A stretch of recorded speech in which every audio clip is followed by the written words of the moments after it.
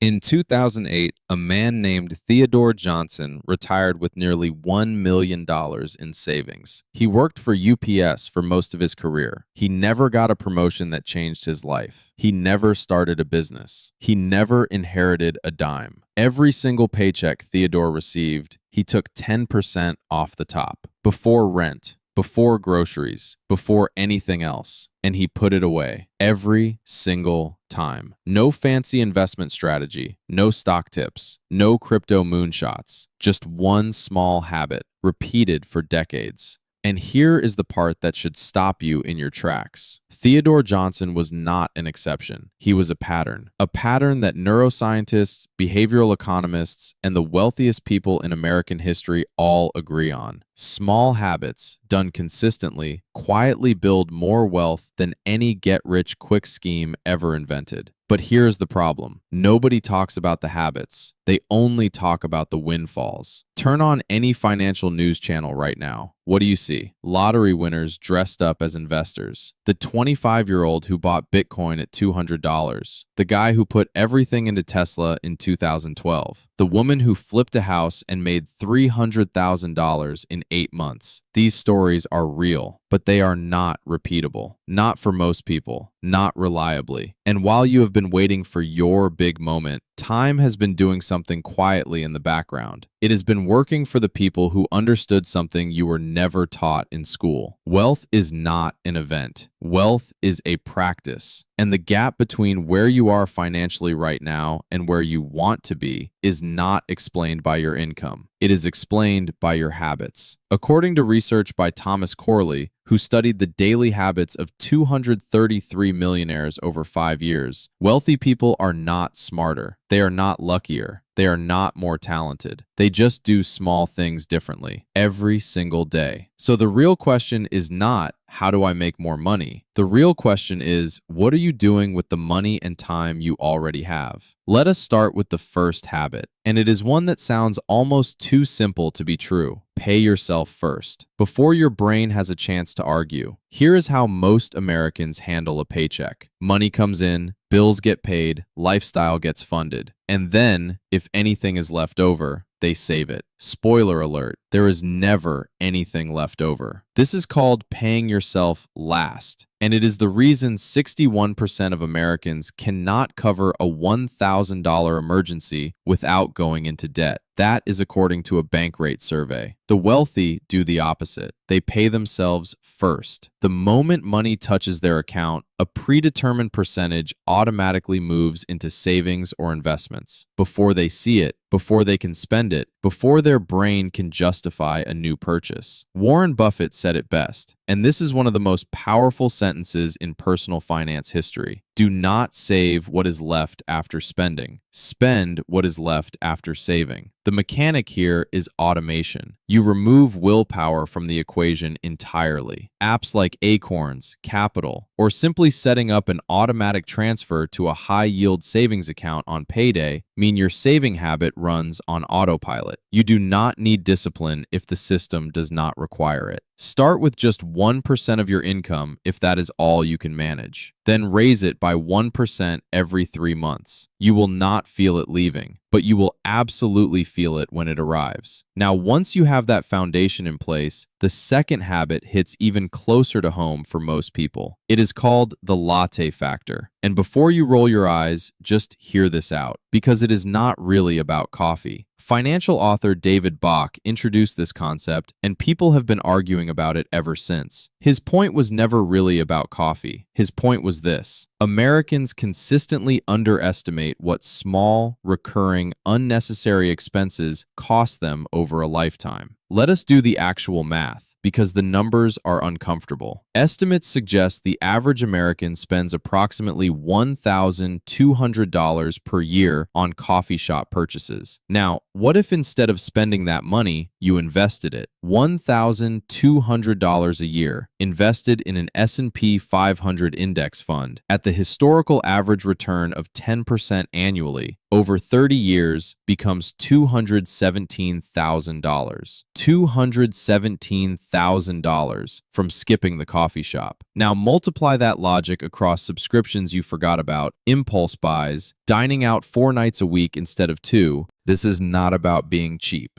This is about being intentional. Every dollar has a job, and most people never assign one. But knowing where your money goes means nothing if you never actually sit down to check. Which brings us to the third habit, and this one only takes 30 minutes a week. It is called the Sunday money session. Rich people are not obsessed with money, but they do pay attention to it. One of the most consistent habits found across high net worth individuals is what many call a weekly money check-in. A short, regular appointment with your own finances. Not a stressful audit, not a punishment session, just 15 to 30 minutes, once a week, to review where money went, where it is going, and whether those two things match the life you are trying to build. Ramit Sethi, the author of I Will Teach You to Be Rich, built an entire financial philosophy around this concept. He calls it conscious spending. The idea is not to restrict everything. The idea is to be deliberate. Spend extravagantly on the things you love. Cut ruthlessly on the things you do not. The Sunday money session does something powerful to your brain over time. It makes money feel manageable, not scary, not overwhelming, just a thing you are in charge of. And that psychological shift is worth more than any single financial tip. Now, here is where things get really interesting, because the fourth habit is one that most people never even think of as a financial move. Investing in yourself is the highest return asset on earth.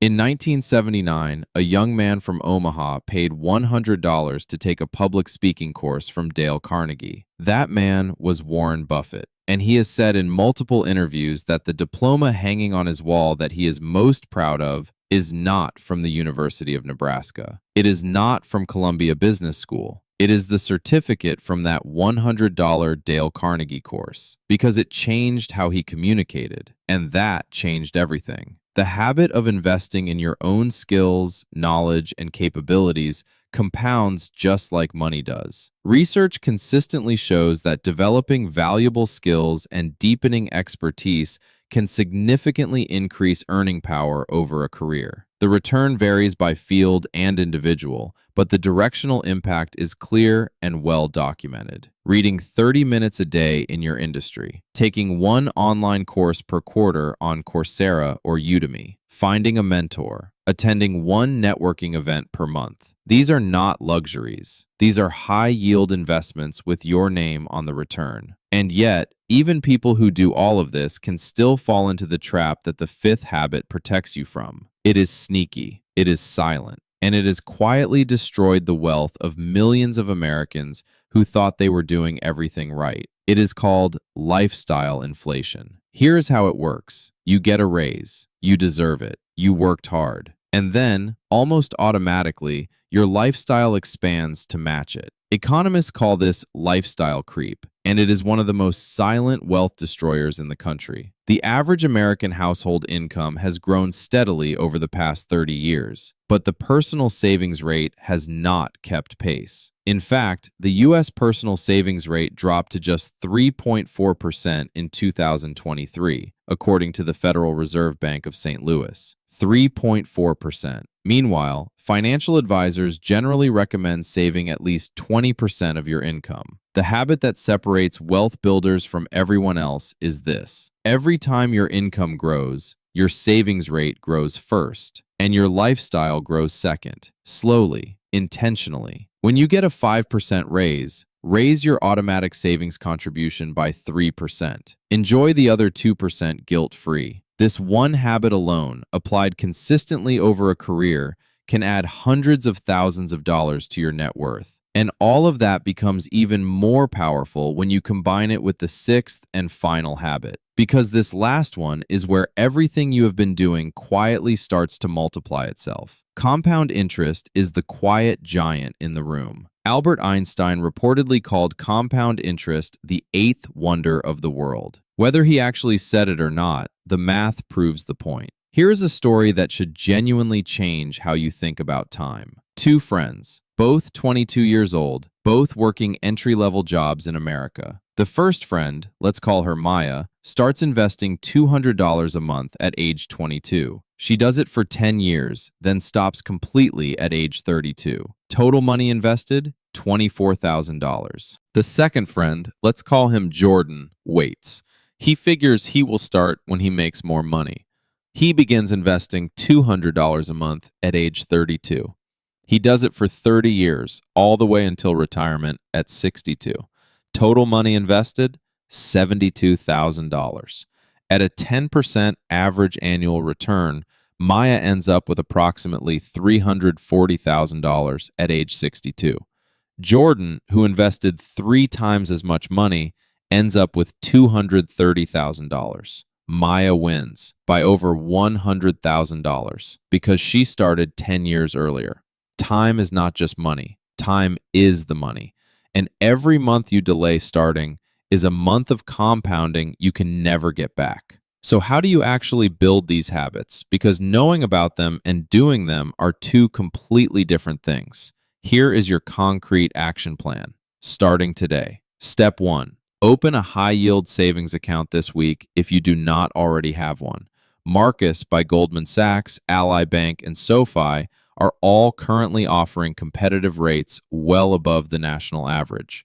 Set up an automatic transfer of even $50 on payday. Start there. Step 2. If your employer offers a 401k match and you are not contributing enough to get the full match, you are leaving free money on the table every single paycheck. Increase your contribution to at least capture the full employer match this week. That is an instant 100% return on that portion of your money. Step 3. Do a subscription audit. Right now, go through your bank statement for the last 30 days and highlight every recurring charge. Cancel anything you have not used in the last 30 days. Redirect that money to savings automatically. Step 4. Block 30 minutes this Sunday for your first money session. Just look at where your money went last month. No judgment, just awareness. Awareness is where change begins. Step 5. Commit to one skill investment this month. One book, one online course, one podcast series in your industry. Something that makes you more valuable in the marketplace. None of these steps are dramatic. None of them require a windfall. None of them require luck. They just require that you start and that you keep going. Because here's the truth that every self-made millionaire in America eventually admits. They did not get rich in a day. They got rich by not quitting on the days it felt like nothing was happening. Theodore Johnson did not retire with nearly $1 million because he was special. He retired wealthy because every single payday, without fail, he made one small decision, and he never stopped making it.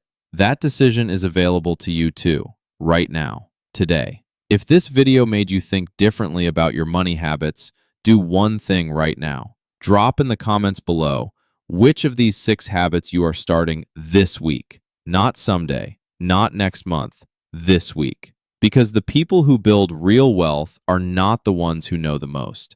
They are the ones who act the soonest. And if you want to go deeper, our next video covers exactly why most Americans never invest, even when they can afford to. The psychology behind it will surprise you. Hit subscribe so you don't miss it. We will see you on the next one.